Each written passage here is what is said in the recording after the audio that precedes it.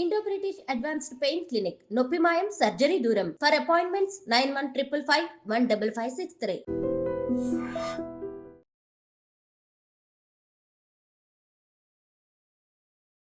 Welcome to iDream. It's me Anusha Kumal. ఇవాళ మన guest ప్రముఖ న్యాయవాది నాగేశ్వర పూజారి గారు ఉన్నారు, వారితో మాట్లాడదాం. నమస్తే సార్.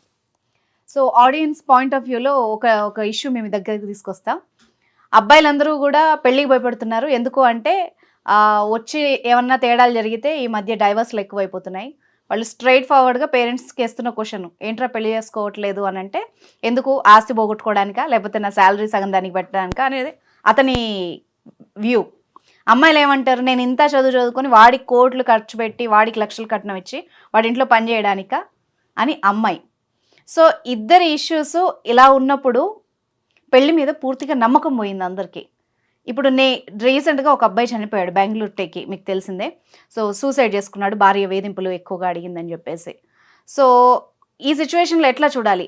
భార్యలు ఎలిమోనీ తీసుకోవడం, అటు అబ్బాయిలు కట్నం డిమాండ్ చేయడం, ఈ మధ్యలో కొందరు సూసైడ్ చేసుకోవడం, ఎట్లా చూడాలి? బ్యాలెన్స్ చేసుకుంటాం. జనరల్గా ఈ ప్రపంచంలో ఏ ప్రాణి అయినా కూడా, ఒక మనిషి తప్ప ఏ ప్రాణి కూడా ఆత్మహత్య చేసుకోదు. ఆత్మహత్య చేసుకునే ఏకైక జీవి మనిషి ఒక్కడే. ఓకే, బీయింగ్ ఏ సైలాజిస్ట్, నిన్ను అసలు ఈ వ్యక్తి ఎందుకు ఆత్మహత్యలు చేసుకుంటారు అనే విషయం మీద నేను రీసెర్చ్ చేస్తే, ఆత్మహత్యలకు మెయిన్ రీజన్ ఏంటి అంటే డిప్రెషన్. ఓకే, డిప్రెషన్ ఏ నుంచి వస్తుంది అంటే, ఒక సమస్య మీద అవగాహన లేకపోవడం వల్ల డిప్రెషన్ వస్తుంది. అంటే ఆ సమస్యను ఎట్లా సాల్వ్ చేయాలా అనేది వాళ్ళకి అర్థం కాదు, వాళ్ళకంతా ఆలోచించే పవర్ కానీ ఉండదు. First point. రెండోది, పక్కన నిలబడి వాళ్ళతో మాట్లాడగలిగే ఓపిక ఎవరికి లేదు ఇప్పుడున్న జనరేషన్లో. ఓకే, లేకపోవడం వల్ల ఏంటంటే అది ఇంకెక్కువ అయిపోతుంది. ఎప్పుడైనా ఒక వ్యక్తి ఆత్మహత్య ఎప్పుడు చేసుకుంటాడు ఏంటంటే, ఈ ప్రపంచంలో నాకు ఎవ్వరు సహాయం చేసేటోళ్ళు లేరు, సో నా జీవితం అయిపోయింది, సో ఇంతమంది ఉన్నా నాకు ఎవరు సాయం చేయనప్పుడు ఎవరి కోసం బతకాలని చెప్పేసి ఆత్మహత్య చేసుకుంటారు. ఆత్మహత్యకు రీజన్ ఫస్ట్ అది. సో నువ్వు ఎప్పుడైనా సరే ఒక వ్యక్తికి, నీ పక్క నేనున్నా, నీ కోసం నేను కష్టపడతా, లేకపోతే నీ కోసం నేను నిలబడతా, నువ్వు పని చేయి అని చెప్తే వాడు ఆత్మహత్య చేసుకోడు ఎప్పుడు. ఎందుకంటే ఆ ధైర్యం వేరే. అరే, నా పక్కన ఒక వ్యక్తి ఉన్నాడు, నా కోసం ఉన్నారనే ధైర్యంతో బతకాలనిపిస్తుంది. సో మనం ఫాస్ట్ మూవింగ్లో ఏంటంటే, మనకి ఎవరైనా సమస్య చెప్తున్నా కూడా అని మనం వాళ్ళని రియాక్షన్ చేయడము, పట్టించుకోకపోవడం చేస్తాం మనం జనరల్గా. ఓకే, సో దానివల్ల ఆత్మహత్య చేసుకుంటారు. కాబట్టి నేను మళ్ళీ ఒకసారి చెప్తున్నా ఏంటంటే, ఎవ్వరు కూడా మీరు ఆత్మహత్య చేసుకోకండి ఎప్పుడు కూడా. మీ జీవితంలో ఏదన్నా సమస్య ఉండి మీకు అర్థం కాలేదంటే, పంజగుట్టలో నా ఆఫీస్ ఉంటుంది, నేను రోజు 4 to 9 కూర్చొని ఉంటాను, డైరెక్ట్ వచ్చేసి నేను కాపాడుకుంటాను. ఎటువంటి సమస్య పర్లేదు దేశంలో నేను కాపాడుకుంటాను. పోతే రెండోది, మనం మ్యారేజ్కి వచ్చారు ఈ ఆత్మహత్యలు కానీ ఇవన్నీ ఎందుకు జరుగుతున్నాయి అంటే ఏంటంటే, పెళ్లి మీద మెయిన్ గా నమ్మకమే పోయింది. అయితే పెళ్లి మీద నమ్మకం పోయిందంటే, మొన్న నాకు ఒక one of the top most person, అంటే మంచి ఇండస్ట్రీలో టాప్ మోస్ట్ పర్సన్, అసలు పెళ్ళి అంటే ఏం సార్ అని అడిగాను. ఓకే, నెగిటివ్ చెప్పాలా పాజిటివ్ చెప్పాలా అని అడిగిన. ఓకే, లేదు సార్ పాజిటివ్ చెప్పు అన్నాడు. మళ్ళీ తర్వాత నెగిటివ్ అడగద్దని అడిగిన. సార్ పాజిటివ్ చెప్పు అంటే నేను చెప్పిన, పెళ్ళి అంటే ఏం లేదు, ఒకటే వ్యక్తితో రోజు ప్రేమలో పట్టాయి పెళ్ళి అని చెప్పిన. ఒకటే వ్యక్తితోని మనం ప్రతిరోజు ప్రేమలో పట్టాయి పెళ్ళి. ప్రతిరోజు ప్రేమలో డిఫరెంట్ వ్యక్తితో పడ్డాం అనుకో, అది పెళ్ళి కాదు. అంతే, ఇంకేముంటుంది. అంటే రోజులు ఏమైనా చూస్తాం కదా, చూసినప్పుడు ప్రతిరోజు ప్రేమలో పడ్డావు అనుకో, ఆ రోజంతా బ్యూటిఫుల్ ఉంటుంది నీకు. కాబట్టి ఇంక నీకు సమస్య వస్తుంది. అవును, ప్రధానంగా ఏమైందంటే, పెళ్లి మీద వ్యతిరేకత రావడానికి ప్రధాన కారణం ఏంటంటే, మనకు ఇండివిజువాలిటీ పెరిగిపోయింది. అవును, కుటుంబాలు చిన్న కుటుంబాలు అయిపోయి విలువలు నేర్పడం మర్చిపోయినాం మనం చాలా మందికి. అర్థమైందా? సమాజంలో ఏది మంచి ఏది చెడు అని నేర్పడం మర్చిపోయింది. చాలా మందితో నేను మాట్లాడేటప్పుడు ఎక్కడైనా కూడా నేను చాలా గమనిస్తుంటా కదా, నాది నాది నాది అని మాట్లాడుతుంటారు. నా డబ్బు, నా మనీ, నా కెరియర్, నా శాలరీ, లేకపోతే నా లైఫ్. అక్కడ మనీ ఎక్కడ ఉంది? అదే అంటున్నా నేను. పెళ్ళి అంటే త్యాగం చేయటం, అంతే. పెళ్ళి అంటే త్యాగం చేయటం. ఆ త్యాగం చేసే ఎప్పుడు త్యాగం చేస్తారంటే, ఇద్దరు వ్యక్తులు బాగా అర్థం చేసుకున్నప్పుడు త్యాగం చేసుకుంటారు. అర్థం కాకపోతే త్యాగం చేసుకోరు. సో ఇప్పుడున్న జనరేషన్లో ఏంది అంటే, ఆ అర్థం చేసుకునేది తత్వం అనేది వెళ్ళిపోయింది. ఎందుకు అంటే ఏంటంటే, నా దగ్గరకు వచ్చే ప్రతి కేసులో నేను చూస్తా కదా, ప్రతి కేసులో పెళ్లి చూపులకు పెళ్లికి మధ్యలో 2-3 నెలల కంటే ఎక్కువ తేడా లేదు. Okay. First point instant marriages అంటున్నారా? అంత ఇన్స్టెంట్ మ్యారేజ్ ఉన్నాయి. మాక్సిమం 90% ఆన్లైన్లో చూసుకోవటం, ముచ్చట పెట్టుకోవటం, నీకెంత వస్తుంది నాకెంత వస్తుంది, లేకపోతే నువ్వేం ప్యాకేజీ నాదేం ప్యాకేజీ, నువ్వేం చేస్తావు నేనేం చేస్తా, అందంగా ఉన్నావా, ఇంతే. ఇవే మనకు సెట్ అవుతుందా లేదా, సెట్ అవుతుందా లేదా, ఇంతే. మరి ఏం చూడాలంటారు? గుణమే చూడాలని చెప్తా నేను. ఎట్లా తెలుస్తుంది sir? By the way of travelling. Okay. ఇప్పుడు పూర్వకాలంలో మనకు మైగ్రేషన్ లేదు. ఒక కుటుంబం ఉందనుకో, ఆ కుటుంబంలో చిన్న పిల్లలు పెళ్ళయ్యేంత వరకు ఆ కుటుంబంలో అక్కడనే అడ్డు పెట్టుకొని ఉంటుండే. ఇప్పుడు దానివల్ల ఏమవుతుండే అంటే మనం పెళ్లి సంబంధానికి పోయినప్పుడు ఆడపిల్ల అయినా మగపిల్ల అయినా మనకి ఇన్ఫర్మేషన్ అనేది ఈజీగా దొరుకుతుండే. ఒక ఊరికి వెళ్ళాం అనుకో, పలాని వాళ్ళ అబ్బాయి ఎట్లా అంటాడు అంటే ఆ ఊర్లో ఉన్న వాళ్ళంతా వాని ప్రవర్తన, బిహేవియర్, వాడిన కోప్పడేటోడా, చిరాకు చేసేటోడా, లేకపోతే ఎవరి మీద నరిచిండా, కొట్టిండా, తరగా వాళ్ళ కొట్టిండా, చదువులో చక్కగా పోయిండా లేదా, బ్యాడ్ హ్యాబిట్స్ ఉన్నాయా, మందాగిండా, ఎట్లా బిహేవ్ చేస్తాడు, ఫంక్షన్లో పోతే ఎట్లా బిహేవ్ చేస్తాడు, ఆడవాళ్ళని వంకరగా చూసిండా, ఎవరినన్నా లాగిన్లా, ఇట్లాంటి ఇన్ఫర్మేషన్ డేటా అంతా ఆ ఊర్లో ఉంటుంది. అవును. సో మనం ఇప్పుడు కొత్తగా పెళ్లి చేసుకోవాలనుకున్నప్పుడు ఆ ఊరికి పోతే ఆ డేటా నిమిషం వాళ్ళు పెళ్లిసుపులో పోతారు. అప్పుడు పురోకరంలో పోయి 1 గంట కూర్చొని 1 గంట బయట తిరుగుతుండే వాళ్ళు. బయట తిరిగి వాళ్ళు ఎవరు వీళ్ళెవరు ముచ్చట్లు అవి పెట్టుకొని ఇన్ఫర్మేషన్ దొరుకుతుండే. ఇప్పుడున్న జనరేషన్లో 10th క్లాస్ వరకు ఉంటున్నారేమో తల్లిదండ్రుల దగ్గర. 10th క్లాస్ అయిపోయిన తర్వాత డైరెక్ట్ హాస్టల్ వేసుడో, దాని తర్వాత బీటెక్ ఎక్కడనో వస్తే అక్కడ హాస్టల్ వేసుడు, అక్కడ నుంచి యుఎస్ఓ ఎంఎస్ఓ వెళ్ళిపోతున్నారు. వాడి డేటా ఎక్కడ దొరుకుతుంది? వాడు మంచోడా చెడ్డోడా, బ్యాడ్ హ్యాబిట్స్ ఎట్లా దొరుకుతుంది డేటా మనకు? అంతే. లవ్ మ్యారేజెస్ కూడా ఎక్కువ అయిపోయినాయి. డేటా దొరికి సావదు. డేటా దొరకనప్పుడు నువ్వు ఇమీడియట్లీ మ్యారేజ్ ఎట్లా చేసుకుంటావు? Without verification. ఒక వ్యక్తితో నువ్వు కలిసి జీవితాంతం బతకాలి అనుకున్నప్పుడు నువ్వు ఇన్స్టంట్ డిసిషన్ ఎట్లా తీసుకుంటావు? చుట్టాలు లేరు, ఇప్పుడు ఎవ్వరికి చుట్టాలు లేరు తెలుసా? అంటే పేరెంట్స్ కూడా ఇవే చూడట్లేదు కదండి. నేను అదే అందరికి చెప్పేది, అదే చెప్తున్నా. నువ్వు ఎంత సంపాదించినా ఫైనల్ నీకు కావాల్సింది ప్రశాంతంగా ఉండటమే కదా. నువ్వు 100 కోట్లు సంపాదించినా నీకు కావాల్సింది ప్రశాంతంగా ఉండటమే కదా. నువ్వు 100 కోట్లు సంపాదించినావు, లాస్ట్కి ఇంట్లో కూర్చొని భార్యతోనో పిల్లలతోనో వాళ్ళతోనో సమాజంతోనో ముచ్చట పెట్టడమే కదా ఆనందం. ఒక మనిషి ఇంకో మనిషితో ముచ్చట పెట్టడమే జీవితం. అది ప్రశాంతంగా. నువ్వు 100 కోట్లున్నా రూపాయి లేకున్నా నీకు అది ఉంటే సరిపోతుంది జీవితానికి. ఇప్పుడు నువ్వు ఆ మనిషితోని ఇంకో మనిషితో మాట్లాడే టైమే ఇవ్వనికి లేదు దేశంలో. ఎవరి ఫోన్లో వాళ్ళు ఉంటున్నారు, ఎవరి దాంట్లో వాళ్ళే ఉంటారు, ఎవరి కెరీర్ వాళ్ళే అనుకుంటున్నారు. మీ దగ్గరకు వచ్చే కేసెస్ సార్ డివోర్స్లో ఎలాంటి రీజన్స్ చెప్తారు? మోస్ట్ ఎక్కువ వచ్చే రీజన్స్ ఏంటి? ఎక్కువ వచ్చే reasons interference of the parents. Parents. Okay. Third person involvement ఎక్కువ. 2 ఇల్లీగల్ అఫైర్స్. 3 డబ్బు. ఓకే. ఫస్ట్ దానికి ఏముంటుంది? Interference of the parents. ఇంతకుముందు పూర్వకాలంలో సపోజ్ ఒక పల్లెటూరులో ఒక పెళ్లి జరిగింది అనుకుందాం. భార్య భర్తలు బతకడానికి హైదరాబాద్ వచ్చిన అనుకుందాం, ఓ 30 సంవత్సరాల క్రితం. వీళ్ళిద్దరు ఇక్కడ గొడవ పడ్డారు. అప్పుడు కమ్యూనికేషన్ చేయాలంటే ఎక్కడుంది? వీళ్ళు గొడవ పడ్డోళ్ళు ఏం చేస్తుండే? కమ్యూనికేషన్ లేకపోతుండే తల్లిదండ్రులతో, చెప్పడానికి ఎవరు లేరు చెప్పడానికి, ఇజ్జత్ పోతుంది అని చెప్పేసి ఏం చెప్తుండే? ఏ వ్యక్తి గొడవ పడ్డా తాత్కాలికంగానే ఒక 3 రోజులకో 4 రోజులకో మాట్లాడుకోకుండా అటో ఇటో తిరుగుతుండే. తర్వాత వాళ్ళే రియలైజ్ అవుతుండే, అరే నేనేమో తప్పు చేసినేమో అనవసరంగా. ఒక 3 days టైం ఇస్తే అట్నే వస్తుంది ప్రతి ఒక్కరి ఫీలింగ్. భార్యనో భర్తనో ఎవరో ఒకరు రియలైజ్ అవుతుండే, అరే నేను అట్లా అనాల్సింది కాకుండానేమో ఆవేశంలోనేమో అని మెల్లగా కలిసిపోయి మళ్ళా సంసారాన్ని జీవిస్తుండే. So where there is no interference of the parents, ఎక్కడైతే లేదో లైఫ్ ప్రశాంతంగా ఉన్నది. ఓకే. సో ఇప్పుడు సేమ్ సిచ్యువేషన్ ఇప్పుడు పెట్టేసాయి. వీడు తిట్టకపోతే కథ కాల్ చేస్తూనే ఉంటారు 20 మందికి. చూడు వాట్సాప్లు, తర్వాత live locations, video calls. Record చేసుకోవాలా? దాన్ని ఇమీడియట్లీ రికార్డ్ చేయాలి. దాన్ని అమ్మో సాక్ష్యం మిస్ అవుతుంది, వీడు అరిసింది నేను రికార్డ్ చేయాలని. ఎవరు ప్రశాంతంగా ఉన్నారు దేశంలో? ఒక విషయాన్ని కన్ఫర్మ్ చేసుకోవాలంటే ఫోన్ చేసి రికార్డు బటన్ నొక్కి అన్ని అడుగుతున్నారు. నువ్వు కన్వర్సేషన్ ని ఎంజాయ్ చేస్తున్నావు. ఏమైనా ఎదుటోడు దొరుకుతాడా రికార్డ్ చేయాలా, ఎదుటోడు దొరుకుతాడు రికార్డ్ చేయాలనే కాన్సెప్ట్లో తిరుగుతుంటే నువ్వు జీవితాన్ని ఎక్కడ ఎంజాయ్ చేస్తావు నువ్వు? సో వీళ్ళు పేరెంట్స్ ఏంది, అమ్మో నా బిడ్డకి ఏమైపోయిందో, నా కొడుకు ఏమైపోయిందో అని వీళ్ళు ఆందోళన చెందిపోయి ఓవర్ ఇంటర్ఫరెన్స్ అయిపోయి అట్లా ఇట్లా అని వీళ్ళు వాళ్ళు కొంతమంది పెద్దగా అయిపోతున్నారు. 2 ఇల్లీగల్ అఫైర్స్.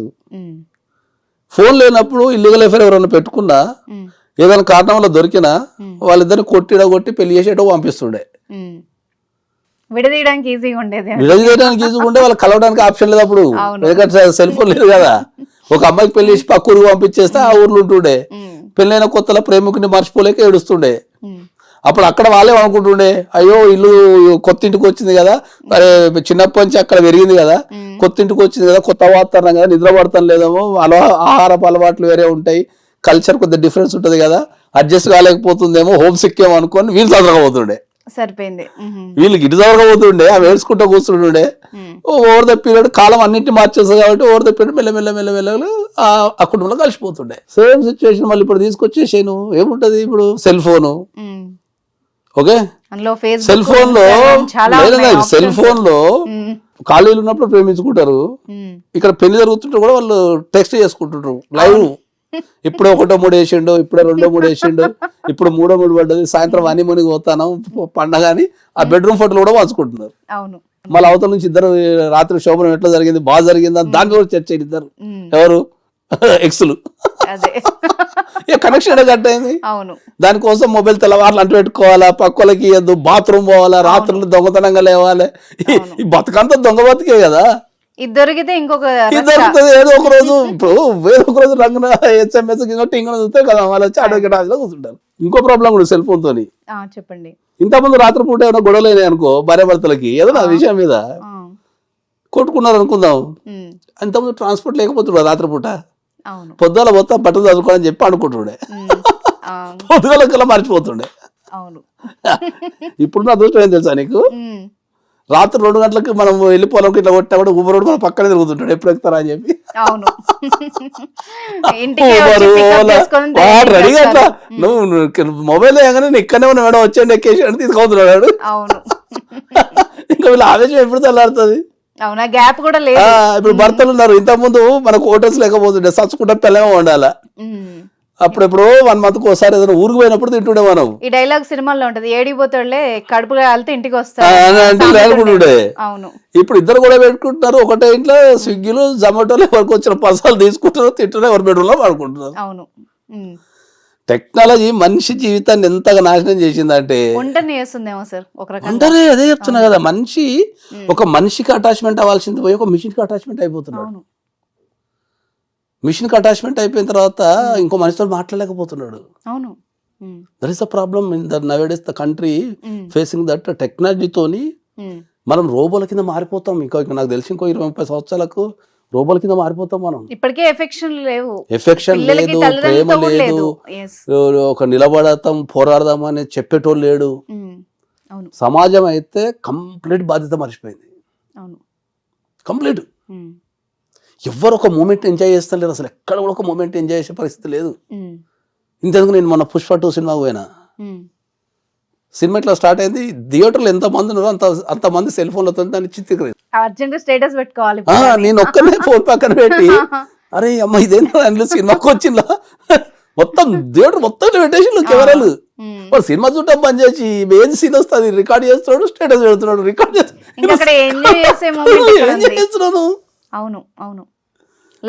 మంచిగా సినిమా పోయినావు, సినిమా చూసుకో, ఫోన్ పక్కన పడేసి మంచిగా సినిమాని ఏం చేయాలి కానీ ఏం చెప్తున్నావు. ఇంతకుముందు మనకు సామాజిక బాధ్యత ఉంటుండే, ఏమన్నా రోడ్డు మీద తప్పు చేస్తున్నావు, ఏదైనా చెడ్డ ప్రవర్తిస్తున్నావు, బెదిరించేటోళ్ళు, అది చేసేటోళ్ళు.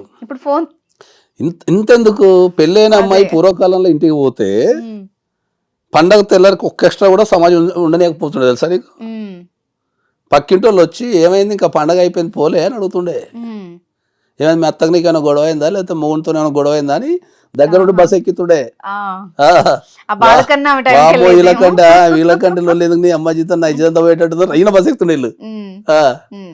ఇప్పుడు పెళ్ళైన అమ్మాయి వచ్చి ఇంట్లో కూర్చుంటే పక్కింటోడు కదా ఇంట్లో అడుగుతలేరు. రంగరంగ వైభవంగా పెళ్లి చేసుకొని 4 రోజులు తిరిగి వచ్చి ఇంట్లో కూర్చుంటే పక్కింటోడు అడుగుతలేడు. హైదరాబాద్ లో 50% ఆఫ్ ద ఫ్యామిలీస్ కి వాళ్ళ పక్కింట్లో ఎవరు ఉన్నారో తెలియదు. నా పక్కింట్లో దొంగ ఉన్నాడా, మంచోడు ఉన్నాడా, లేకపోతే డాక్టర్ ఉన్నాడా, సగం మంది తెలియదు. అపార్ట్మెంట్స్ కల్చర్ వచ్చినప్పుడే సామాజికంగా ఎప్పుడైతే మనిషి చచ్చిపోయిండో పెళ్లి వ్యవస్థ అనేది కుంటుపడిపోయింది. ఎగ్జాక్ట్లీ. పెళ్ళిళ్ళు చేసుకోకపోవడం, లేదంటే చేసుకొని గొడవలు పెట్టుకోవడం. ఏదో ప్రోగ్రామ్ పెట్టుకున్నారు అందరూ దేశంలో. ఇప్పుడు నా లీగల్ టాక్ కూడా అవే కాల్స్ ఎక్కువగా వస్తాయి. మ్యాట్రిమోనియల్ కాల్స్ సార్ మొత్తం. ఇల్లీగల్ కాంటాక్ట్స్, తర్వాత మనీ, టెక్నాలజీ, రికార్డులు చేయాలి, దాచుకోవాలి, బెదిరించాలా. ఎవడు మనిషి ఎక్కడ ప్రశాంతంగా ఉన్నాడు? ఇక్కడ కూడా సమాజంలో ఎవడు ప్రశాంతంగా లేడు. ఏమైనా రికార్డ్స్ అయ్యాలన్నా కథం సాక్ష్యం సేకరించుకోవాలా, జోలు పెట్టుకొని తిరగాల. మాట్లాడుతున్న దగ్గర కాల్ రికార్డ్స్ ఉన్నాయి అంటాడు. వ్యవస్థ పెళ్ళి ఇప్పుడున్న, నేను ఆల్రెడీ కొన్ని వందల సార్లు చెప్పిన, ఫ్యూచర్లో ఒకప్పుడు వీరబ్రహ్మేంద్ర స్వామి వీరబ్రహ్మం గారు చెప్పిన కానీ నేను ఇప్పుడు చెప్తే పెళ్లి గురించి నువ్వు ఇది రాసుకో, ఇంకా 10 సంవత్సరాల తర్వాత చూడు ఇది జరగబోదని అన్నాడు. ఎలా ఉంటుంది అంటారు? 10 సంవత్సరాల తర్వాత అమ్మాయిలు ఎవ్వరు పెళ్లి చేసుకోరు, ఎవ్వరు పెళ్లి చేసుకోరు అమ్మాయిలు. ఇప్పటికే సగానికి చేసుకోవడంలే. మళ్ళా జంబలక్కడి పంప వస్తుంది జీవితంలో, మళ్ళా జంబలక్కడి పంప వస్తుంది. మగవాళ్ళంతా ఇంట్లో కూర్చొని గిన్నెలు తవ్వుకుంటుంటారు, వీళ్ళేమో జాబు వేస్తారు. ఏం రరే అంటే అమ్మగారు వండి రండి అని చెప్పి పెడతారు. అది చెప్తే అందరు నా మీద దాడి చేస్తున్నారు. ఫ్యాక్ట్ మాట్లాడితే దాడి చేస్తున్నారు. కొంత జాగ్రత్త పడాల్సిన లేదు వాడు దేశంలో. అరే ఏంటంటే ఆయన ఎవడు ఇంటర్లేడు. మీరే ఎక్స్పర్ట్, ఎందుకంటే మీరు చెప్తేనే తెలుసు. ఎక్కడ ఉన్నది ఛాయిస్? మగవాని ఛాయిస్ వెళ్ళిపోయింది. మగవాళ్ళకి అసలు ఛాయిస్ లేదు ఇప్పుడు, అంతా ఆడవాళ్ళ ఛాయిసే ఉన్నది. వాళ్ళు చెప్పినట్టు ఏంటి ఏమైనా తిండి పెడుతున్నారు, మంచిగా ప్రేమిస్తున్నారు, మంచిగా ఉంటున్నారు. చెప్పినట్టు దొబ్బారు అంటారు, కథం అయిపోయింది. పక్కన వాడు అడుగుంటున్నాడు ఎప్పుడు.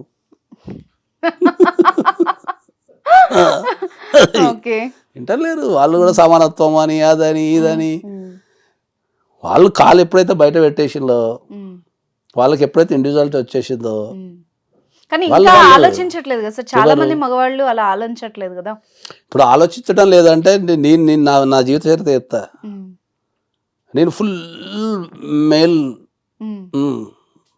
జనరల్గా, నేను స్వతహాగా నేను లాలో ఉన్నా కాబట్టి రోజుకు ఒక 100 మందిని కలుస్తా కాబట్టి కలిసి కలిసి కలిసి కలిసి కలిసి నా వ్యవస్థ మారిపోయి నేను మేల్ డామినేటెడ్ వ్యవస్థ నుంచి ఫిమేల్ సపోర్టింగ్కి వచ్చేసిన, ఫెమినిజానికి వచ్చేసిన. అంటే ప్రపంచంతో మార్చే, అంటే ఇని అసలు ప్రాక్టీస్ అంతా అర్థమైపోయింది.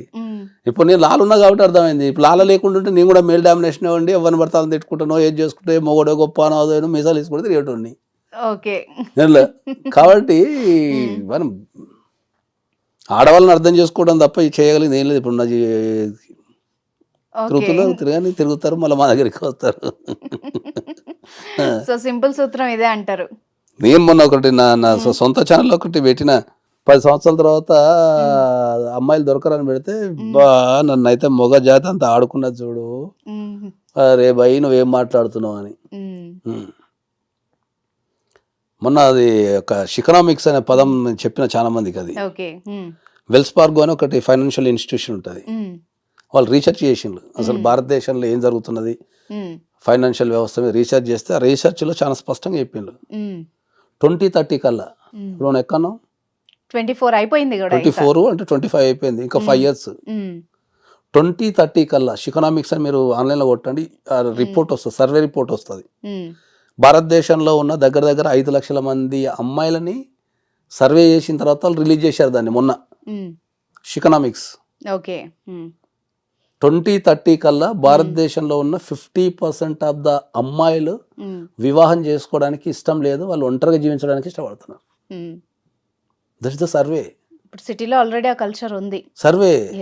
అదే మొగడైతే ఒక స్వేచ్ఛను ఎట్లా కోరుకుంటున్నారో సేమ్ ఆడవాళ్ళు కూడా అట్నే. నేను వాని కింద బతికేది ఏంది, నా సంపాదన నేను సంపాదించుకుంటున్నా, నాకు నచ్చినట్టుంటా, నచ్చినట్టు సినిమా చూస్తా, నచ్చినప్పుడు నిద్ర పోతా, నచ్చిన పని చేస్తా అని వాళ్ళు కూడా సేమ్ అంటే తయారైంది. ఎవడన్నా మంచుకుంటూ ఉంటాడు లివ్ ఇన్ రిలేషన్షిప్లా, లేదంటే మెడలు బట్టి నూకేద్దాం, కథం అయిపోయా. సో ఆలోచించి జాగ్రత్త పడాల్సిన అవసరం ఉందేమో కదా. ప్రపంచం మొత్తం మన భారతదేశం మొత్తం కుటుంబాలతో సహా ఆలోచించకపోతే వ్యవస్థ కుంటుపడిపోతుంది. సో ఇంకా పాతకాలపు ఆలోచన లేకుండా కొంచెం ఆలోచించాలి ఇప్పటికన్నా. ఇంకా ఇంకొక 5 సంవత్సరాలు పోతే అసలు ఇప్పుడు నాకు తెలిసిన వాళ్ళే ఒక 10-15 మంది యూత్ పెళ్లిళ్ళు లేకుండా తిరుగుతున్నారు. అవును, సింగిల్స్ చాలా మంది అయ్యారు సార్. అవును, మా ఇంట్లో కూడా ఒకరు ఇద్దరు ఉన్నారు. అరే నాయన చేసుకోరా అంటే, అవసరమా మాకు ఇదంతా తిరగాలనా అని క్వశ్చనింగ్, లేటెస్ట్ క్వశ్చనింగ్. ఎవరు మారాలంటారు? ఇంత చెప్పారు కదా, సమాజమే మారాలా. ఆ సమాజంలో ఎవరు మళ్ళీ యూత్ సమాజం అంటే తల్లిదండ్రులు నేర్పాల పిల్లలకి, తల్లిదండ్రులు పిల్లలకు నేర్పాలా ప్రతిదీ చిన్నప్పటి నుంచి. ఇద్దరిని సమానంగా పెంచాలా, నేర్పాలా, ఒక సామాజిక పరిస్థితులు మారినాయనే విషయాన్ని చెప్పాలా. ఇప్పుడు మొన్న కేరళలో ఒకటి స్కూళ్ళల్లో అబ్బాయి ఇంటి పని చేస్తున్న ఫోటోలు పెట్టారు. So domestic work is both the parties. కిచెన్లో పని చేయడం ఆడవాళ్ళే అనుకుంటున్నారు కానీ ఇప్పుడు లేదు. కిచెన్లో మగవాళ్ళు కూడా పని చేయాలా. ఇప్పుడు మన మగవాళ్ళకి సంబంధించి హాలిడేస్ ఇస్తున్నారు, పెటర్నిటీ లీవ్స్ ఇస్తున్నారు. సో ఇప్పుడు బోత్ ఆర్ ఈక్వల్ రెస్పెక్ట్ ఇవ్వాలా, ఫైనాన్షియల్ ప్లానింగ్ ఈక్వల్గా చేసుకోవాలా. అది ఎప్పుడైనా ఏమవుతుంది గొడవ ఎప్పుడైతుంది అంటే దోసుకోవడం స్టార్ట్ గొడవ అవుతుంది, ఆడోళ్ళు కానీ మగోళ్ళు కానీ. సింపుల్ లాజిక్ అది. ఇప్పుడు వైఫ్ పని చేస్తుంది అనుకో, ఆమెకి ఇచ్చే రెస్పెక్ట్ ఆమెకి ఇచ్చి ప్రేమతో లాక్కుంటే జీతం ఇచ్చేస్తుంది. ఎంతవరకు ఆమె కంఫర్ట్ అయిపోయిన తర్వాత మిగతా ఇది వేయాలి. మన వాళ్ళు ఏం చేస్తారు, మొత్తం దాడి చేసేస్తారు, దాన్ని మొత్తానికి త్వరగడదామని చూస్తారు. Scene reverse అయిద్దేమో. 1 నెల చూస్తారు, 2 నెలలు చూస్తారు, 3 నెలలు చూస్తారు, తర్వాత ఏం రాబోయింది తెల్లవాళ్ళు కష్టపడితే నీకు ఇచ్చేది అంటారు. ఇద్దరు ఫైనాన్షియల్. అందుకే నేను చాలా strongly recommended for everybody nowadays that pre marital counselling అనేది కంపల్సరీ తీసుకోమని చెప్తున్నాం మనం. ఎందుకంటే అవన్నీ మనం డిస్కస్ చేస్తాం దీంట్లో. ఇప్పుడు మా దగ్గరకు వచ్చే పెళ్లిలలో పెళ్లికి ముందు బాయ్ ఫ్రెండ్ ఉంటాడు, చెప్పరు, ఇంట్లో చచ్చిపోతామంటారు, ఆ పక్కన పెళ్లి చేసుకుంటారు. కథం ఆ పక్కన పెళ్లి చేసుకుంటుంది, తెల్లారి పోయి మా ఆయనకు పని చేస్తున్నది అంటారు. కథం అయిపోయింది. అది ఎవరు ప్రూవ్ చేయాలి ఇప్పుడు దాన్ని? వీడు అంటాడు సార్ ఏడా సార్ పెళ్లికి వచ్చి రా పక్కన వెళ్ళిపోయింది సార్ అని వీడు మొత్తుకుంటుంటాడు. మళ్ళీ వెళ్ళి మీ ఆఫీసులో కూర్చోండి, మళ్ళీ వచ్చి మా ఆఫీస్లో కూర్చుంటారు. మళ్ళీ ఎంక్వైరీ చేస్తే బాయ్ ఫ్రెండో గర్ల్ ఫ్రెండో ఉంటారు. ఈ తల్లిదండ్రులు మరి ముచ్చట పెట్టి మరి నీకు గర్ల్ ఫ్రెండో బాయ్ ఫ్రెండో ఉన్నప్పుడు మరి వాడిని రిజాల్వ్ చేసి వీళ్ళకి సైకలాజికల్గా పెళ్లికి సిద్ధం చేసి చేస్తే వాళ్ళు ఏమైనా సెట్ అవుతారు. ఆ సమస్యను ఆనే పెడితే ఇక్కడ ఇంకో పెళ్లి చేస్తుంది, ఈ సమస్య ఏడా సెట్ అవుతుంది. అవును, ఫ్యాక్ట్. అట్లా దానికి రిలేషన్స్ చూడాలా, హెల్త్ చూడాలా. సో ఇప్పుడు మీరు చెప్పిన దాని ప్రకారం నాకేమర్థమైందంటే ప్రీ మ్యారిటల్ కౌన్సిలింగ్ యూత్ కే కాదు, వాళ్ళ పేరెంట్స్ కూడా బోత్ పార్టీస్ వస్తేనే బెటర్. ఇది చాలా మందికి పేరెంట్స్ కి ఓవర్ ఇన్వాల్వ్మెంట్ ఉంటుంది. అవును, పిల్లల మీద ఓవర్ కంట్రోల్ తీసుకుంటారు చాలా మంది. ఇట్లనే చెయ్యి, నేను తండ్రిని కదా, నువ్వు ఇదే చదువు, లేకపోతే నువ్వు ఇట్లనే బిహేవ్ చేయి, నువ్వు ఇంతే ఖర్చు పెట్టు, నీ జీతం 50,000 వస్తుంది కదా అని ఓవర్ ఇన్వాల్వ్మెంట్ ఉంటుంది. దానివల్ల కొడుకు భరిస్తాడు, కూతురు భరిస్తుంది, ఎదుటోడు భరించాడు. అవును, అపైట్ పార్టీ భరించారు. ఒక్కసారి 18 సంవత్సరాలు వచ్చిన తర్వాత వాళ్ళకు మనం మంచి చేస్తున్నారా లేదా గమనించాలి తప్ప వాళ్ళ జీవితాన్ని నిర్ణయం తీసుకునే అధికారం చట్ట ప్రకారం కూడా లేదు. చాలా వాల్యుబుల్ ఇన్ఫర్మేషన్ ఇచ్చారు ఈరోజు. లేదు, చట్ట ప్రకారం 18 సంవత్సరాలు భారతదేశం నిండిన తర్వాత ఒక వ్యక్తి జీవితంలోకి ఎంటర్ అయ్యే అధికారం ఎవరికి లేదు, including wife and husband also. So ఇప్పుడు మీ మాటలన్నీ విన్నాక మ్యారిటల్ రేప్ ఉంది. మ్యారిటల్ రేప్ అంటే ఏంది? పెళ్ళి అయిన తర్వాత భార్యకి ఇష్టం లేకుండా నువ్వు పార్టిసిపేషన్ చేయడానికి లేదు, that is the marital rape. అవును, ఆ సెక్షన్ కూడా ఉంది. భార్యకి ఇష్టం లేకపోతే అది రేప్ గానే పరిగణిస్తారు. మరి అదే కదా, మరి చట్టాన్ని అంత ప్రయోజనం ఉన్నప్పుడు నువ్వు బలవంతం ఎట్లా చేస్తావు? మనలో కొట్టి డైలాగ్ ఇది, నా భార్యవే నువ్వు వినాలంటారు. ఏడా భార్య చెప్తాం. ఇంకా సల్లా బతుకుంటే జంబలకి పంప సినిమా మన జీవితాల్లో వచ్చేస్తుంది. ఇంకా ఇప్పుడు మీరు చెప్పినవన్నీ కూడా వార్నింగ్స్ లాగా తీసుకుని కొంత మారితే కూడా కొంత రిలీఫ్ వస్తుందేమో. నేనైతే అసలు మ్యాట్రిమోనల్ ఇష్యూస్ లో ఎవరిని కోర్టుకు రావద్దని నేనైతే వచ్చిన వాళ్ళందరికీ కాళ్ళు మొక్కి మరి చెప్తాను. మా ఆఫీస్కి ఎవరైనా వస్తే కాళ్ళు మొక్కి చెప్తా.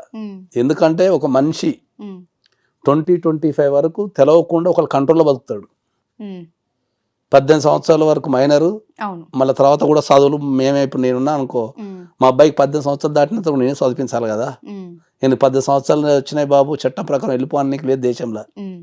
సో వాడి స్టడీస్ పూర్తయి వాడు సెటిల్ కావడానికే 20-25 అవుతుంది. డిపెండ్ అపాన్ వాళ్ళ knowledge, economical situations, other conditions అన్ని కలిపి 20-25కి. అక్కడ నుంచి స్టార్ట్ అయిన తర్వాత ఏమవుతుంది, 35 వరకు వాడు ప్రశాంతమైన జీవితాన్ని గడిపిన అనుకో, అన్ని రకాలుగా, మ్యారేజ్ పరంగా కావచ్చు, కెరీర్ పరంగా, చిన్నదో పెద్దదో జాబ్ ఏదైనా. 25 నుంచి 35 మధ్యలో ఎవడైతే ప్రశాంతంగా బతుకుతాడో వాళ్ళ లైఫ్ అంతా ఎంజాయ్ చేస్తాడు. 25 నుంచి 35 మధ్యలో ఎవడైతే కోర్టు కేసులో ఎరుకుతాడు కదా, మ్యాట్రిమోనల్ ఇష్యూస్లో, మన లైఫ్ అంతా అట్నే ఉంటుంది. ఈ ప్రపంచాన్ని పీడించే అతిపెద్ద సమస్య ఏం తెలుసా? Late marriages. ఓకే. 30-35 పెళ్లి చేసుకుంటే నీకు అట్రాక్షన్, నీకు జనరల్గా యంగ్లో పెళ్లి చేసుకోమని చెప్తాను నేను. మాక్సిమం 25 లోపు పెళ్ళి అయిపోవాలా అబ్బాయికి. కానీ అప్పుడు వాళ్ళకి కూడా ఇష్యూస్ ఉన్నాయి కదా సార్, మళ్ళీ శాలరీ ఎంత, ఏం సంపాదిస్తున్నారు, కెరీర్ ఏంటి, అది వాళ్ళకి అతిపెద్ద సమస్య కదా మళ్ళీ అది. ఇవన్నీ చూసే జీవితం దుబ్బ పెట్టుకుంటా చెప్పేది నేను. నువ్వు అబ్బాయిలకైనా అమ్మాయిలకైనా చూడాల్సింది శాలరీయో కెరీరో కాదు, వాని గుణం ఎంత ఉంది, లేకపోతే అమ్మాయి గుణం ఎట్లుంది, ఒక కుటుంబాన్ని కాపాడుకోగలుగుతారా, కష్టం వస్తే పక్క నిలబడగలుగుతారా, ఓకే, కష్టాలలో సుఖాలలో తోడుండగలుగుతారా, ఒకళ్ళొకరు ప్రేమించుకోగలుగుతారా అని నేర్పాలా. మీరు మనందరం అంటే నేను కాదు, నేను ఎప్పుడు అట్లా చేయనుకో, నేను మావాడు ఒప్పుకుంటే 25 చేసేస్తాను, నేను 23-24కే చేసేస్తాను మావాడు ఒప్పుకుంటే. అట్లయితే మైండ్ ప్రిపేర్ చేసి పెట్టినాక తర్వాత వాని ఇష్టం, నేను ఫోర్స్ చేయాలి వేరే విషయం. కానీ 25 లోపు మ్యారేజ్ అయిపోవాలా. ఎంగులు ఉన్నప్పుడే నువ్వు జీవితాన్ని అనుభవించకపోతే 35కి ఎవరికి ముడ్డి గుడ్లు వేస్తలేదు దేశంలో, తినే తిండికి తాగే తాగుడికి. సగం రోగాలతో ఉన్నారు, బీపీలు షుగర్ తోని. 30 years కి stress, work stress, travelling, pollution, food. వాడి జీవితాన్ని ఏం చేస్తాడు? 30కి పెళ్లి చేస్తే 35కి కొడుకో బిడ్డ పుడితే వీడు ముసలుడు అవుతుంటాడు, వాడు ఎంగులు ఉంటాడు. వాడు 10కి రాగానే వీడు 50 ఉంటాడు, 50 వీడు అప్పటికి హాస్పిటల్స్ వీడు తిరుగుతుంటాడు. ఇక ఇద్దరి మధ్యలో నీకు బాండింగ్ ఏర్పడుతుంది. ఇప్పుడు నేను 45, మా అబ్బాయి 18, ఇప్పుడు మాకు బాండింగ్ ఉన్నది. మరిగా 35 నుండి ఏముంటే 35 చేసుకుంటే అమ్మాయిలైన అబ్బాయిలు నాకు అర్థం కాదు. సగం దేశాల్లో ఉన్న అమ్మాయిలకి 50% ఆఫ్ ద అమ్మాయిలకి పీసీఓడీలో ఉన్నాయి. అమ్మాయిలకి పీసీఓడీలు ఏడు నుంచి వస్తాయి? స్ట్రెస్, ఫుడ్డే. జాబ్ గురించి స్ట్రెస్, ట్రావెలింగ్ గురించి, మన కెరీర్ గురించి స్ట్రెస్, అన్ని స్ట్రెస్లే ఉన్నాయి. అయిపోయి ఇంకేముంటుంది? పెళ్ళి అమ్మాయికి 22 ఇస్ హైయెస్ట్. తర్వాత పిల్లలు పుట్టకపోవడం స్ట్రెస్తోని, తర్వాత ఏం చేసిన ఇక మనకి కొత్త సిస్టర్లు అనేది తెచ్చి పెట్టేసిండ్రు, ఐవీఎఫ్లనో లేకపోతే అవి సరగస్ అనో ఇంకెవడు కంటడా చెప్పేసి కనడం కూడా మానేసిండ్రు జనాలు. ఎగ్జాక్ట్లీ. సో ఎలాబరేటెడ్ గా ఉన్న సిచ్యువేషన్స్ అన్ని చెప్పారు. పుట్టే పిల్లలు కూడా స్ట్రాంగ్ గా లేరు ఇప్పుడు. అవును అవును, మానసికంగా స్ట్రాంగ్ గా లేరు, శారీరకంగా కూడా స్ట్రాంగ్ గా లేరు. ఎందుకంటే ఒక చిన్న ఉదాహరణ ఏముంటే చెప్తాను, మీకు అర్థమయ్యే భాషలో చెప్తా. నీకు విత్తనం ఎట్లాంటిదో చెట్టు అట్లాంటిది. నువ్వు ఎంత మంచి విత్తనం ఉంటుందో చెట్టు అంతే మంచిగా వస్తుంది. అట్లనే నువ్వు ఒక జీవికి నువ్వు జీవం ఇవ్వాలంటే నువ్వు ఎంత స్ట్రాంగ్ ఉంటావో, నీ ఆలోచనలు ఎంత మంచిగా ఉంటాయో అట్లాంటి వ్యక్తులే పుడతారు. నువ్వు భయపడుకుంటా, స్ట్రెస్తో బతుక్కుంటా, ఈ రకరకాల గజిబిజితో పిల్లల్ని కంటే అలవాటునే ఉంటారు. నీ బాడీ రిఫ్లెక్షనే వాళ్ళకి వస్తుంది. అయిపోయి ఇంకేముంటుంది. సో నిజంగా ఆలోచించాల్సిన విషయం ఏమో అనిపించింది, చాలా సీరియస్గా ఉంది మ్యాటర్. ఒక న్యాయం జరగాలి అని ఏదైతే అతను ఒక టీషర్ట్ వేసుకొని న్యాయ వ్యవస్థ మీద అతను సంధించిన ప్రశ్నలు నిజంగా ఈరోజు డిస్కషన్ చేసుకోవాలేమో. ఏం జరుగుతోంది సార్? అసలు న్యాయ వ్యవస్థ మీద నమ్మకం పోతుందా జనాలకి? నేను ఎప్పటి నుంచో సమాజానికి చాలా స్పష్టంగా చెప్తున్నా నేను. ఎందుకంటే భారతదేశంలో కుటుంబ వ్యవస్థ అనేది, అంటే ఎస్పెషల్లీ మ్యారేజ్ అనేది ప్రతి మనిషికి జీవితంలో 3 విషయాలు చాలా ఇంపార్టెంట్. 2 విషయాలు బతుకున్నప్పుడు చూస్తాడు, 3వ విషయం మనకు తెలియదు. ఏ మనిషి జీవితంలో మనం మాట్లాడేటప్పుడు పుట్టుక గురించి మాట్లాడతాం, నెక్స్ట్ పెళ్లి గురించి మాట్లాడతాం, 3వది చావు గురించి మాట్లాడతాం. సో చావు అనేది మన చేతులు ఉండదు, ఇక పుట్టుక మన చేతులు ఉండదు. మన చేతులు ఉండేది ఏంది? పెళ్ళి ఒకటి. ఓకే, ఈ ప్రపంచం మొత్తం మీద భారతదేశానికి ఉన్న ప్రత్యేకత ఏంది అంటే ఫ్యామిలీ వ్యవస్థనే. అవును, ఆ ఫ్యామిలీ వ్యవస్థ అనేది వల్ల కుప్పకూలిపోయింది భారతదేశంలో. చాలా మంది ఇప్పుడు, అంటే ఇది నేను చెప్తే అందరు దాడి చేస్తుంటారు, కానీ ఇప్పుడున్న యూత్ ఎవరైతే ఉన్నారో, ప్రజెంట్ జనరేషన్ ఎవరైతే ఉన్నారో, చాలా మంది అమ్మాయిలు కానీ అబ్బాయిలు కానీ పెళ్లికి వ్యతిరేకంగా ఉన్నారు. ఏదో కొంతమంది చేసుకుంటారు మొక్కుమోడుగా, కానీ వాళ్ళు ఒక పెళ్లి అయ్యే ఇంట్రెస్టింగ్ అనే ఒక పెళ్లి చేసుకోవాలని కుతూహలం కానీ, భార్య భర్తలు గడపాలని కుతూహలం కానీ చాలా మందికి లేదు. ఎందుకంటే ప్రత్యక్షంగా చూస్తున్నా కాబట్టి నేను ఆ విషయం చాలా స్పష్టంగా చెప్తున్నా. చేసుకున్న వాళ్ళు ఎన్ని రోజులు ఉంటున్నారు, చేసుకున్నా కూడా 40% of the people with in 1 year లో విడాకులు తీసుకుంటున్నారు.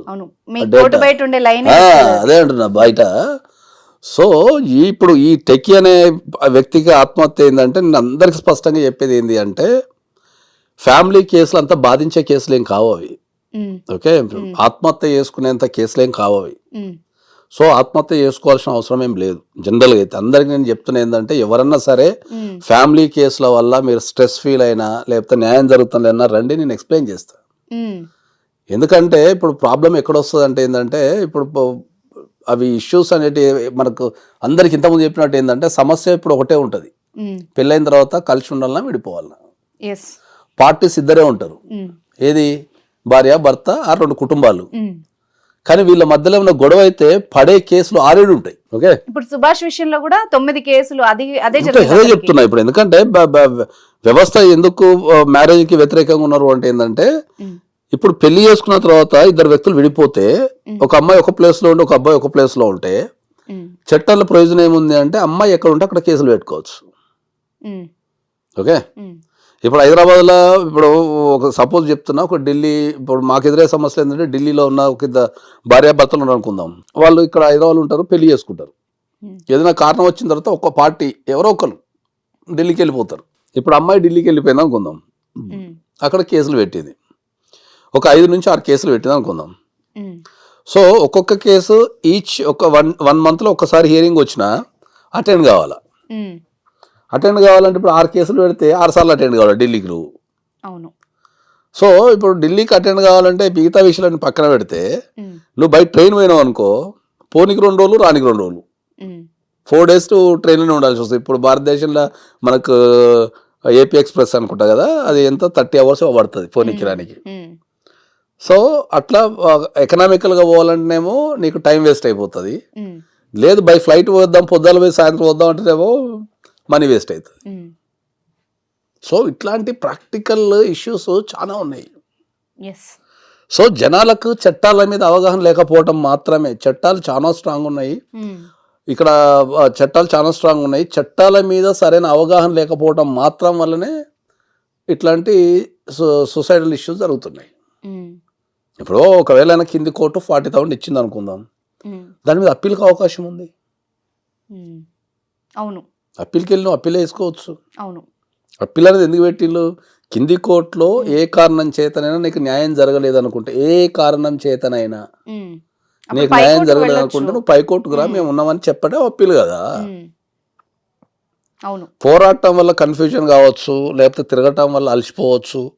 చాలా మంది ఏంటంటే కోట్ల చుట్టూ తిరిగి తిరిగి తిరిగి వాళ్ళు కెరియర్ లాస్ అవుతున్నారు, జాబ్ లాస్ అవుతున్నారు.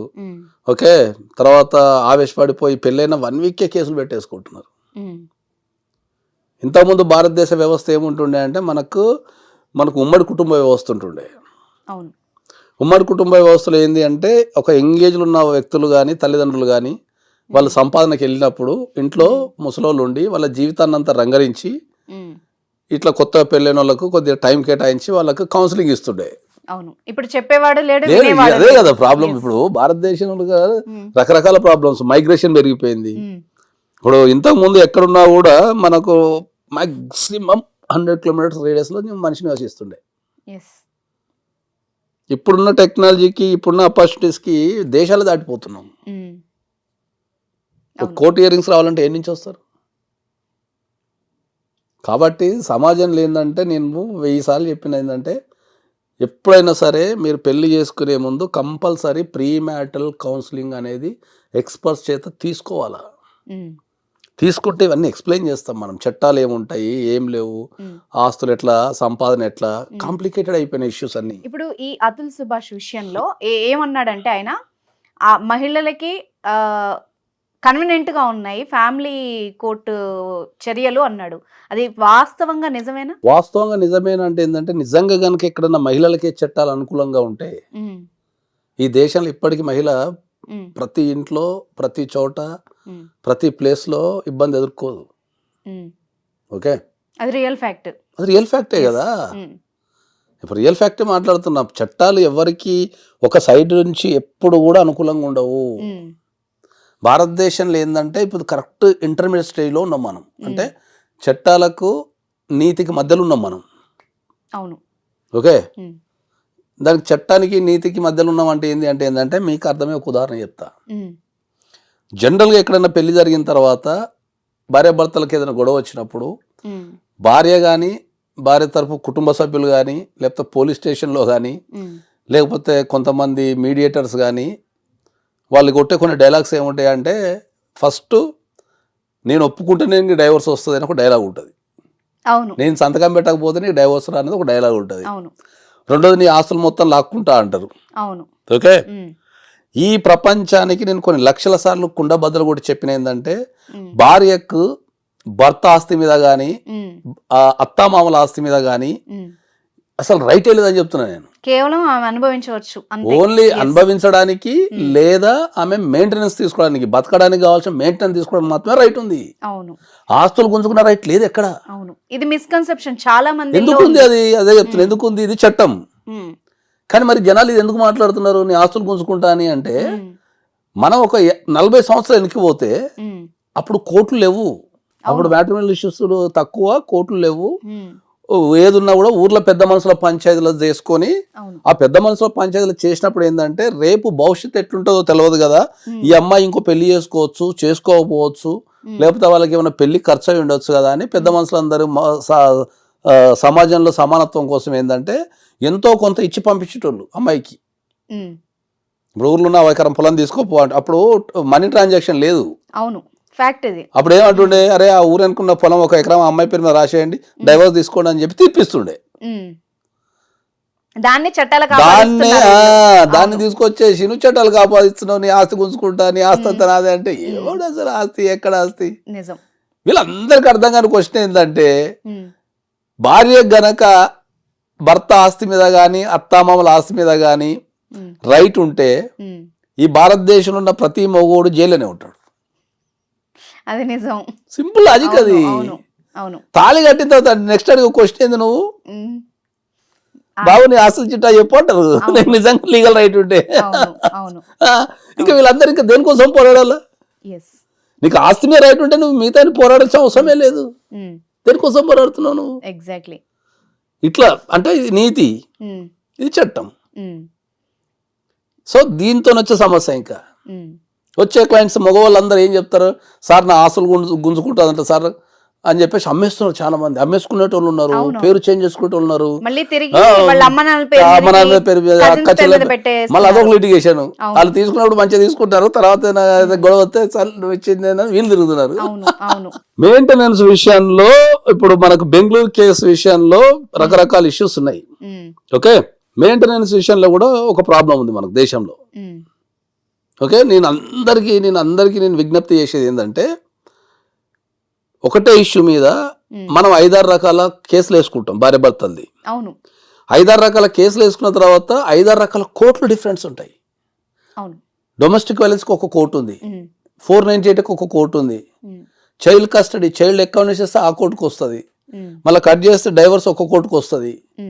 సో ఇన్ని కోర్టులు తిరిగే బదులు ఇవన్నీ ఫ్యామిలీ కోర్టుకే ఇచ్చేసి ఒకటే కోర్టుల ఒకటే ఇష్యూ కదా, ఒకటే జడ్జి కదా, ఇన్ని కోట్లు తెప్పి అంటే ఒకటే విషయాన్ని నేను ఇప్పుడు నా దగ్గరకు ఒక డైవర్స్ కేసు వచ్చింది అనుకో, ఒకటే విషయాన్ని నేను పోయి డివిసి కోర్టులో చెప్పాలి, ఒక రోజు పోయి ఇంకో రోజు పోయి ఫ్యామిలీ కోర్టులో చెప్పాలా, ఇంకో రోజు పోయి 498 కోర్టులో చెప్పాలా, ఇంకో రోజు పోయి చైల్డ్ కస్టడీ చెప్పాలా.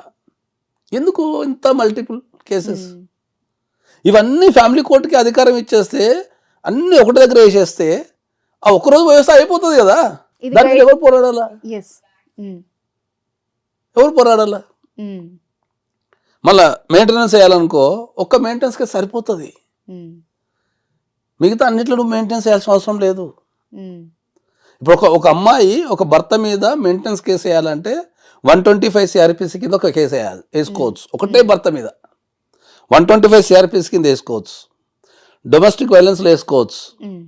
ఓకే, తర్వాత ఫ్యామిలీ కోర్టులో మన హిందూ మ్యారేజ్ యాక్ట్లో సెక్షన్ 24 కింద వేసుకోవచ్చు, తర్వాత Hindu adoption and maintenance act అని ఒకటి ఉంటుంది, దాని కింద వేసుకోవచ్చు. ఒకే అమ్మాయి ఒక భర్త మీద 4 మెయింటెనెన్స్ కేసులు వేయచ్చు. వాడు ఫైనల్గా నువ్వు బతకడానికి ఒక చట్టంలో ప్రొవిజన్ ఏం రాశారు పూర్వకాలంలో, పూర్వకాలంలో ఉన్న వ్యక్తులంతా ఏంది అంటే అమ్మాయిలు ఎవరైతే అమ్మాయిలు ఉన్నారో అప్పుడు ఎక్కువ హౌస్ వైఫ్లు ఉంటుండే, వాళ్ళకు వర్కింగ్ కల్చర్ లేకుంటుండే, అవకాశం కూడా అవకాశం లేదు. అప్పుడు ఎవరైనా ఉన్నా కూడా ఊర్లో ఉన్న పొలాలు అవో ఇవో చేసుకుంటుండే. ఉమెన్ వర్కింగ్ అనేది చాలా తక్కువ పర్సంటేజ్ అప్పట్లో. ఓకే, దానివల్ల ఏంటంటే పెళ్లి చేసుకున్న తర్వాత ఏ భర్త అయినా సరే ఆమె నెగ్లెక్ట్ చేసినా, పట్టించుకోకున్నా, ఏ కారణం చేత పట్టించుకోకున్నా ఆమె ఇమీడియట్లీ మా దగ్గరకు వస్తే మెయింటెనెన్స్ ఇస్తామనే దాన్ని ఒక మెయింటెనెన్స్ అనేది మనం 125 CRPS కింద పెట్టారు.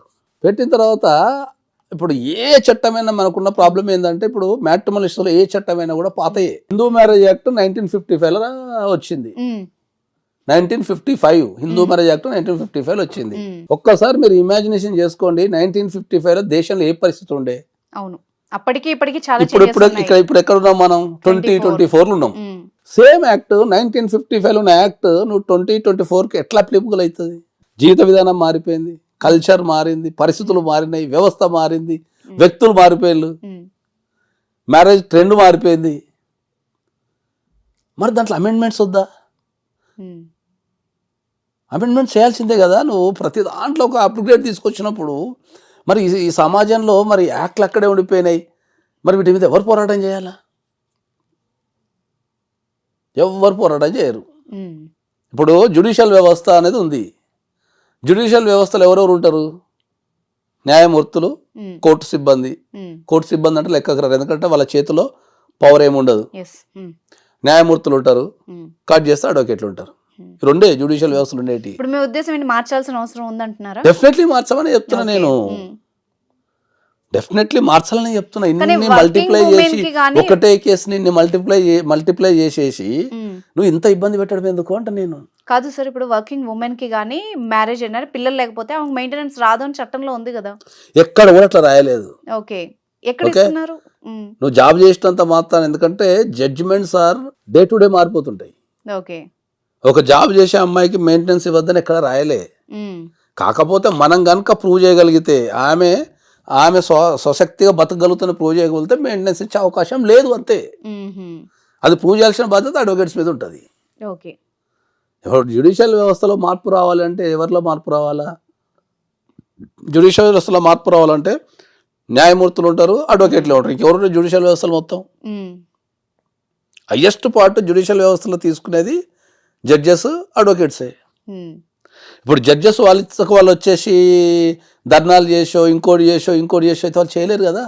అవును, మార్చాల్సింది అడ్వకేట్సే. క్లయింట్కు రిప్రజెంటేషన్ ఇచ్చి వానికి ఆలోచన రేకెత్తిచ్చి మనం వాడిని ఉత్తేజపరిచి మనం వానికి ఒక ఆలోచన ఇచ్చి మనం మార్చేసి అడ్వకేట్స్ అంట నేను. ఇప్పుడు ప్రధానంగా మనం ఇంత ఆత్మహత్య గురించి మాట్లాడుతున్నాం కదా. సో నిజంగా మీరు ఒక వ్యాలిడ్ పాయింట్ మాట్లాడారు. ఇప్పటి వరకు మీడియా అంతా కూడా ఒక రకంగానే మాట్లాడింది. ఎంతసేపు ఆయన ఆందోళన చెంది ఆమె వేధింపుల వల్ల చనిపోయాడు. మీరు కరెక్ట్గా చెప్పారు, చనిపోవాల్సిన అవసరం లేదు. దేనికి చనిపోతావు? ఇక్కడ 14 hours బ్యాక్ కూడా ఒక లేడీ చనిపోయిందండి. దేనికి చనిపోతావు? ఎస్, ఈ మ్యారేజ్ ఈ హెరాస్మెంట్ లో నిజంగా చనిపోయేంత ప్రెషర్ ఉంటుందా? చనిపోయేంత, నేను అదే చెప్తున్నా, కేసులలో చనిపోయేంత ప్రెషర్ ఉండదు, కన్ఫ్యూజన్ ఉంటది. కన్ఫ్యూజన్ ఉంటది.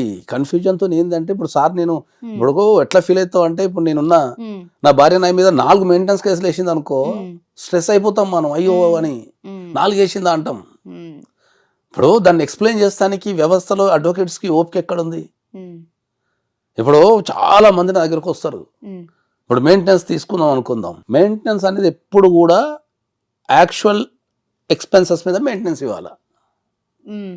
What is the actual expenses అంటే ఏంది? ఇప్పుడు వరంగల్ ఉన్న ఒక అమ్మాయి ఉంది, ఆ అమ్మాయి మెయింటెనెన్స్ వేసుకుంది. ఆ అమ్మాయి వరంగల్లో నివసించడానికి ఎంత ఖర్చు అవుతుంది? లివింగ్ స్టాండర్డ్ వరంగల్లో ఒక అమ్మాయి నివసించాలంటే యావరేజ్ స్టాండర్డ్ ఎక్స్పెన్సెస్ ఎంత, అంతే. ఒక వరంగల్లో ఒక అమ్మాయి కనుక నివసించాలంటే నా లెక్క ప్రకారం ఒక 50,000 ఇస్తే ఇనఫ్. మన వాళ్ళందరూ సమాజంలో ఏం మాట్లాడతారంటే మనకు సాలరీలో 50% పోద్దట కదా సార్ అంటారు. ఎక్కడ కూడా శాలరీలో ఇంత పర్సంటేజ్ తీసుకోవాలని కనుక ఉంటే డైరెక్ట్ అదే చెప్తాం కదా. చట్టం రాసి ఉంటది కదా, చట్టంలో ఎక్కడో దగ్గర భర్త సంపాదనలో 50% ఇవ్వాలి అని రాసి ఉంటే అదే కదా. వాళ్ళ జీవన ఎక్కడ ఎక్కడ రాసి ఉంది అంటున్నా నేను. మెయింటెనెన్స్ 50% ఇవ్వాలనో, 30% ఇవ్వాలనో, 60% ఇవ్వాలనో ఎక్కడ రాసి ఉంది? ఎక్కడ రాసలేదు. Every case is a unique case. Case to case maintenance decide చేస్తారు. పిల్లల జీవిత విధానం వేరు, భార్య జీవిత విధానం వేరు. అవును, పిల్లలకి ఎప్పుడు కూడా ఏమవుతుంది అంటే భర్త ఫాదర్ లివింగ్ స్టైల్ వచ్చేస్తుంది. ఇప్పుడు నేను కార్లలో తిరుగుతున్నా, మంచిగా లగ్జరీగా బతుకుతున్నా, మంచి ఇంట్లో ఉన్నా, సో పిల్లలకు కూడా ఆ లెవెల్ మెయింటెనెన్స్ నువ్వు ఇవ్వాలా. పిల్లల స్టేటస్ అనేది ఎక్కడి నుంచి వస్తుంది? ఫాదర్ దగ్గర నుంచి వస్తుంది. వైఫ్ స్టేటస్ ఎక్కడి నుంచి వస్తుంది? ఆమె లివింగ్ స్టాండర్డ్ నుంచి వస్తుంది. ఇప్పుడు నేను కార్లో తిరుగుకుంటా లగ్జరీగా బతుకుంటా పోయి గవర్నమెంట్ స్కూల్ వేయడానికి లేదు. నేను నా స్టాండర్డ్ తగ్గ స్కూల్లో నేను వేయాలా.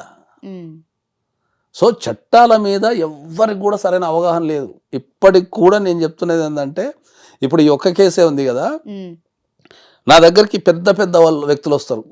ఒక ఐటీ కంపెనీలో పనిచేసే హై అండ్ అంటే ఒక నెలకు 10 లక్షల జీతం ఉంటుంది ఆ వ్యక్తికి. సో భార్య పోయి కేసు పెడుతుంది. ఓకే, భార్య పోయి కేసు పెట్టినప్పుడు నేను ఎక్స్పర్ట్ కదా అని చెప్పి, సార్ నాకు కాల్ చేసి నా భార్య కేసు పెట్టింది సార్, వచ్చి కలుస్తా అంటాడు. సరే కలవమా అని చెప్పి ఎక్స్ప్లెయిన్ చేస్తాం.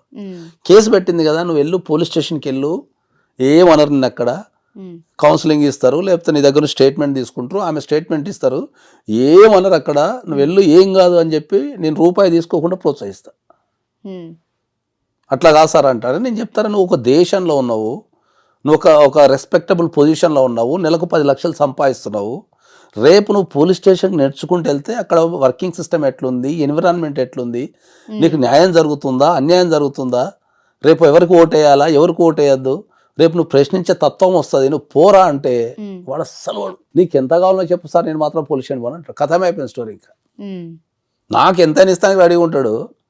కానీ నేను ప్రాక్టికల్ ఎక్స్పీరియన్స్ పోయి అక్కడ చూసినా పోరా, నేను వెనక నేనున్నా, నీకు అక్కడ పోయిన తర్వాత పోలీసు వాళ్ళు ఏమన్నా నాకు ఒక టెక్స్ట్ పెట్టు, నేను ఇమ్మీడియట్లో వచ్చి వాలిపోతాడు కూడా వాడు.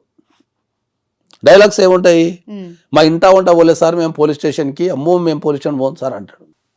అరే పోలీస్ స్టేషన్ నా పాకిస్తాన్లో ఉన్నది, లేకపోతే పోలీస్ స్టేషన్ పోతారని ఊరేస్తారా?